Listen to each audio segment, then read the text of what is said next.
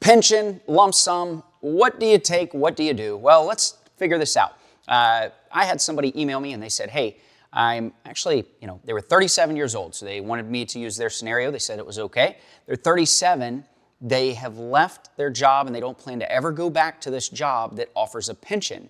And they could just take the cash out or the lump sum and then invest the money, or they wait until 65 years old and take the pension. Now, what's funny is I actually had a similar scenario with myself. I worked as a firefighter prior to getting into finance, and I actually had a pension option as well, or I could have just cashed out and went the lump sum.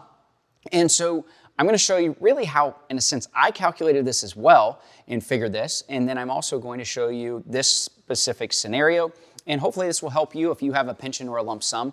Now, if you're 65, there's going to be some differences there. Let's say that you're about to retire and you say, hey, I want to take out a $2 million pension lump sum, or I'm going to get $7,000 monthly on that. That would be a little bit different, but I still think that this video is going to be a good takeaway for you as well to be able to help possibly calculate that. All right, so let's go over to hand it on the board and let's take a look here. All right, yeah, I hit the right buttons. I'm trying to figure this out.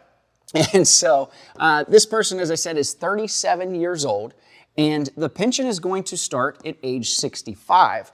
Now, if they take the pension, they're going to get $823. That would be the amount that they're getting monthly on their pension. That's going to come out to $9,876 annually. There's no cost of living increase. If there was a cost of living increase, then this would change the whole calculation a little bit. But in this scenario, basically, it is what it is, and that's what they're going to get.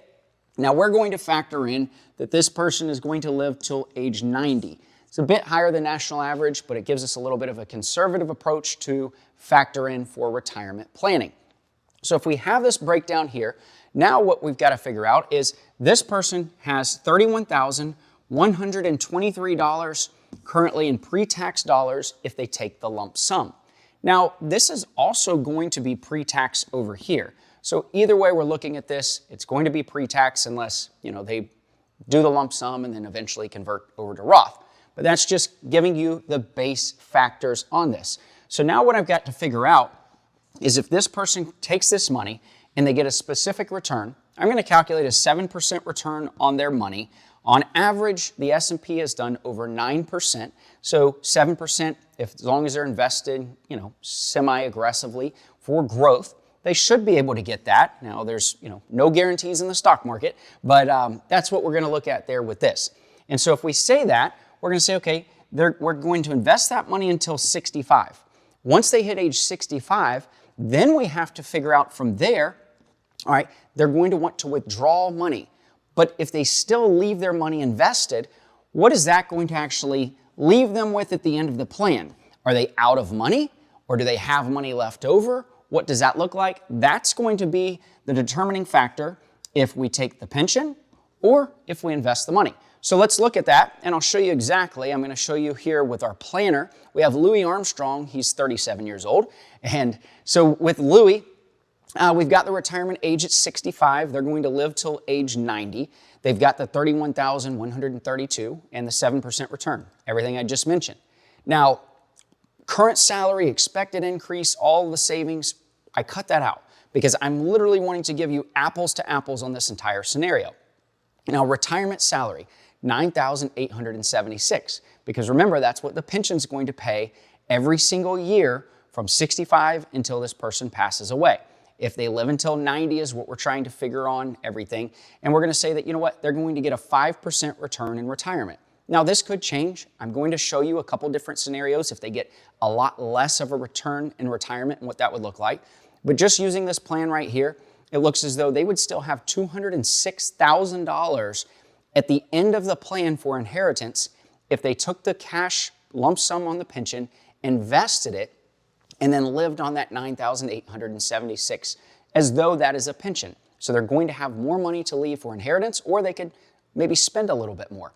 Now, what happens though if we say, we're going to be super conservative with this scenario, and we're going to say that they only get 3% returns on retirement.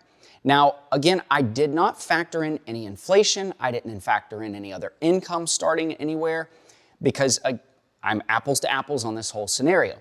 And so still in this scenario, they would have $62,520 remaining at the end of the plan.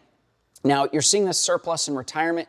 This is trying to factor in a bit along the lines of what it would be at the end, but also coming into some inflation numbers. So that's why that's looking a little bit different, what you're seeing there.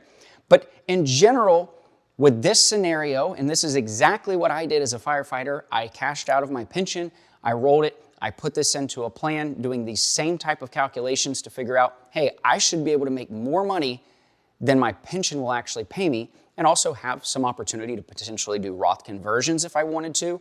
I had other scenarios such as if I didn't need the money or didn't need the pension, this could potentially be an inheritance for my children. So a lot of different things that you can think through with this. I wouldn't say that it's always best to take the lump sum. It's something that you have to look at. Now, if you are scared of the market completely, you have zero risk tolerance and you're like, I just want security, I can't deal with this. Maybe there's the pension, there's some other options out there. But in this scenario, for this person, I'm definitely leaning towards taking that lump sum, investing that money, and then letting it grow for you. And you should be able to come out ahead.